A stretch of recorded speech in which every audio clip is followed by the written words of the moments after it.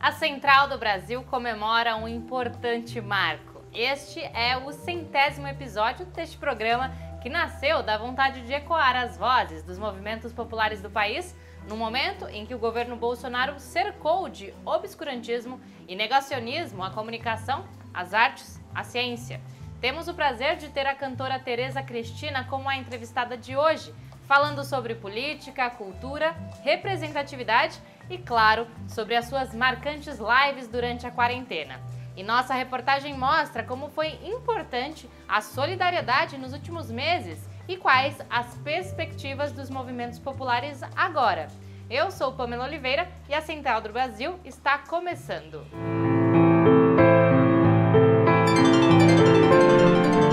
Central do Brasil. O programa Central do Brasil foi ao ar pela primeira vez em 15 de junho deste ano e já são 100 edições. O fundador do Centro de Estudos de Mídia Alternativa Barão de Tararé, o jornalista Altamiro Borges, comemora com a gente essa conquista. Embarque imediato. O programa Central do Brasil, que chega hoje à sua edição de número 100, é uma grande conquista dos movimentos sociais brasileiros, é uma prova de maturidade dos movimentos sociais brasileiros. Diante dessa onda fascista que atingiu o Brasil, que levou à vitória do capitão Bolsonaro à presidência da República, os movimentos sociais perceberam que precisavam se unir e produzir materiais para ajudar na conscientização, no estímulo ao senso crítico da sociedade brasileira. Que diante dessa onda neofascista, que implica em retrocessos, em autoritarismo na política, que implica em ataques a direitos civilizatórios, a direitos civis, que implica numa pauta econômica ultra-neoliberal de desmonte do trabalho, de desmonte do Estado, de desmonte da nação, só mesmo a unidade construída poderia fazer esse enfrentamento. O programa é um instrumento fundamental, divulgado por inúmeros sites, TVs comunitárias, TVs públicas, nesse embate de ideias na sociedade brasileira. Está de parabéns a Central do Brasil. Um dos objetivos da Central desde o início foi o de superar as barreiras impostas pelo isolamento social necessário no início da pandemia. E, pela comunicação, apresentar os esforços dos movimentos populares em suas diversas ações solidárias para garantir a sobrevivência do povo brasileiro. Afonso Bezerra nos conta um pouco mais sobre os valores que guiam essas iniciativas. Trilhos do Brasil. De repente, tudo parou. A chegada do coronavírus forçou a interrupção das atividades por causa da necessidade do isolamento social. Com isso, vieram juntos o desemprego, o desamparo e a fome. Somados à negligência do governo Bolsonaro, a pandemia ia ganhando contornos de tragédia. Foram os movimentos populares que tomaram para si a responsabilidade de apoiar a população mais pobre e colocar a vida em primeiro lugar. Foram mais de 3 toneladas de alimentos doados, além de máscaras, refeições, álcool em gel e outros itens. A ideia era unir o campo e a cidade numa grande rede de solidariedade, com consciência política e denúncia da negligência de Bolsonaro com a população, como analisa Kelly Maforte, da Coordenação Nacional do MST. É por isso que cada vez mais essas ações de solidariedade, elas estão se convertendo em trabalho de base. E trabalho de base para poder, organizar a luta por moradia, a luta por reforma agrária, a luta por trabalho e renda e pelo direito ao alimento. Agora os movimentos se preparam para uma nova etapa. Campanhas como Vamos Precisar de Todo Mundo e Periferia Viva pretendem reunir nacionalmente entidades, sindicatos, partidos, coletivos e movimentos em torno da pauta da solidariedade, para construir uma unidade política em defesa da vida, do emprego e contra o modelo de governo do bolsonarismo no país. Será uma forma de reconectar a esquerda com as demandas da periferia, como analisa Gilberto Carvalho, da coordenação da campanha Vamos Precisar de Todo Mundo. a única forma de mudar esse país é um trabalho de base, de grande amplitude e de grande profundidade. Depois de tantos meses, continuamos ocupando o segundo lugar mundial em maior número de pessoas mortas pela Covid-19. A tragédia poderia ter sido menor e a responsabilidade das quase 160 mil vítimas é do governo Bolsonaro e de sua ineficiência na gestão da crise sanitária. Vamos para a reportagem de Nayata Wani. Nacional. O Brasil já soma mais de 158 mil mortes por coronavírus. Desde a chegada da pandemia no Brasil, o descaso do governo com a gravidade da Covid fez com que o quadro de contaminações se agravasse rapidamente. Gabriela Raia, médica do SUS de Tocantins, explica que a ingerência do governo influenciou diretamente no alto número de mortes. É preciso dizer que o governo foi ineficiente em gerir a crise sanitária. Não conseguiu agir em conjunto com os governos estaduais e municipais para rapidamente combater o avanço da doença.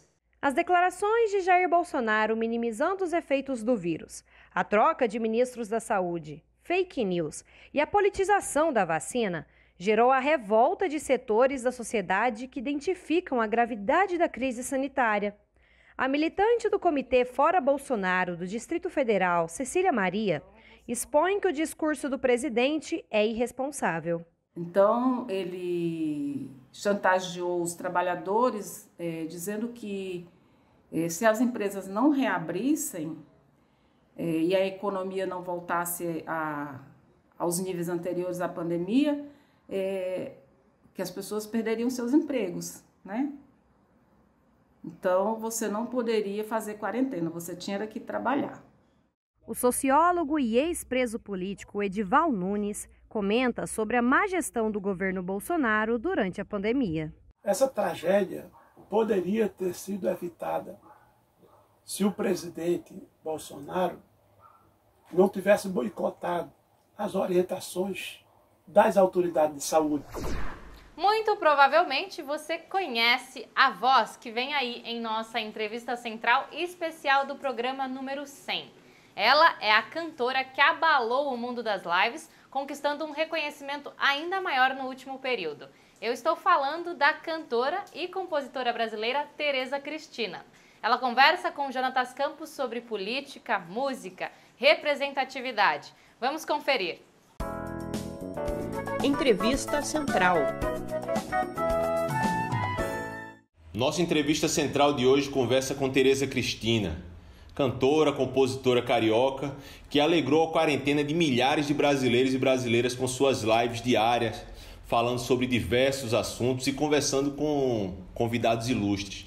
Tereza, somos muito agradecidos com sua participação nessa entrevista central. Em uma live em que Chico Buarque participou, você disse que não era normal uma mulher negra e suburbana ser atendida por um dos maiores ícones da MPB brasileira. Eu gostaria que você comentasse esse papel social que você exerce, tanto pessoalmente quanto nas redes sociais, e o que isso acarretou em sua carreira. Eu fico muito contente com a repercussão, né, das minhas lives, e eu procuro entender que esse papel que eu ocupo agora, ele precisa... eu preciso ficar muito atenta ao que eu represento, né? E quando eu vejo o sucesso das minhas lives, quando eu vejo a quantidade de gente que passa pelas minhas lives, eu fico feliz de que eu seja uma mulher preta, sabe? De que eu seja suburbana, de que eu seja cantora de samba, de que eu seja uma mulher que me considero de esquerda, sabe? Que tem um pensamento crítico. Estou preocupada com o meu país, com os rumos que ele está tomando, que estou apavorada com o meu país, vou corrigir, estou apavorada com o meu país, com os rumos que ele está tomando. Isso é muito importante, porque se eu não puder aproveitar o espaço que eu tenho hoje para poder falar sobre a minha condição e assim me igualar a várias outras mulheres que podem estar passando pela mesma situação que a minha em várias coisas, né, do dia a dia, eu não vou estar usando esse espaço bem, sabe? Tereza, você tem se destacado em projetos importantes, interpretando nomes como Noel Rosa, como Cartola. O que as canções deles dizem para o Brasil de 2020? Porque o Cartola, se fosse pelo esse discurso da meritocracia, olha, se você realmente for um compositor incrível, se você pode ser o maior compositor desse país, faça músicas incríveis que você vai chegar em um ótimo lugar na sua vida. Você vai conquistar tudo. Você vai ser milionário, você vai ganhar dinheiro, você vai ter muito público. Cadê a meritocracia para o Cartola? O Cartola começou a gravar o primeiro álbum dele depois dos 70 anos. O Cartola, não é qualquer pessoa, é o Cartola, sabe? Um dos maiores compositores brasileiros. Eu pensei em fazer o show do Noel ali por volta do 2017, 2018. Eu falei, meu Deus, o Brasil está numa marcha ré tão grande que a gente voltou para o tempo do Noel. As músicas do Noel voltaram a ter sentido, sabe? E algumas delas, inclusive, assim, se fossem feitas em 2020, a gente não ia saber a diferença. A gente ia pensar que ele fez essa música esse ano, sabe?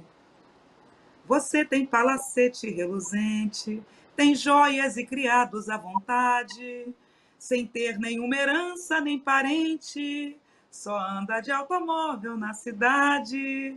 E o povo já pergunta com maldade, onde está a honestidade? Onde está a honestidade? Noel. Tereza, e você tem essa característica de pensar em outros artistas, e eu gostaria de fazer uma pergunta para você, o seguinte: quais os artistas, os novos artistas que você tem escutado ultimamente? Tem muita coisa, né? Tem Maurício Tizumba, tem Sérgio Pererê, lá de Minas, tem Silvia Borba, de Londrina, aqui no Rio tem Marina Iris, tem Nilce Carvalho, tem Ana Costa, tem muita gente. Tereza, você poderia nos falar sobre algum de seus mais novos projetos dentro dessas gravações que você tem feito, e o que é que você pensa para palco quando passar, ou quando for possível subir num palco? Eu estou gravando um álbum autoral, eu quero retomar o meu show chamado Sorriso Negro, né, que eu queria percorrer o Brasil cantando.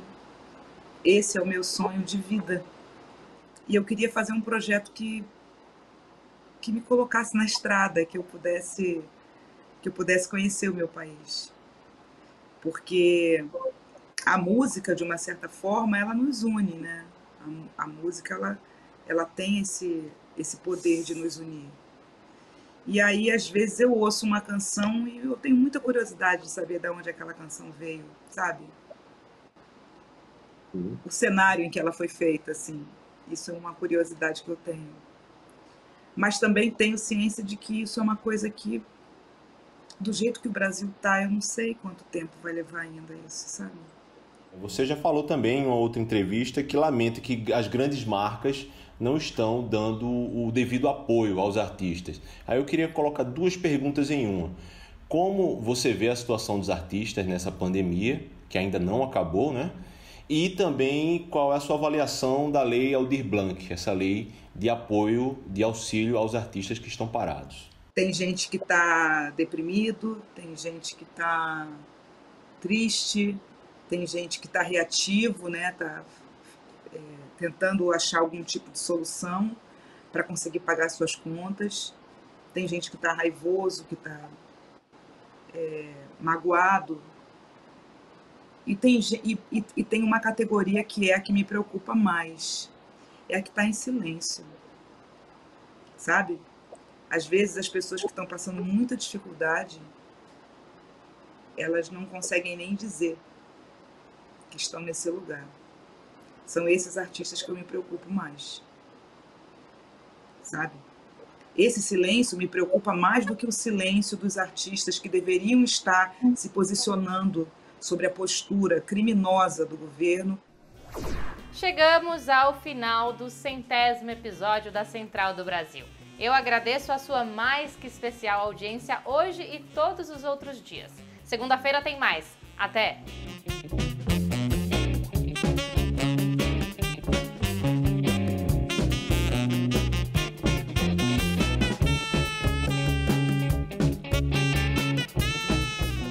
Central do Brasil, a rede de comunicação dos movimentos populares.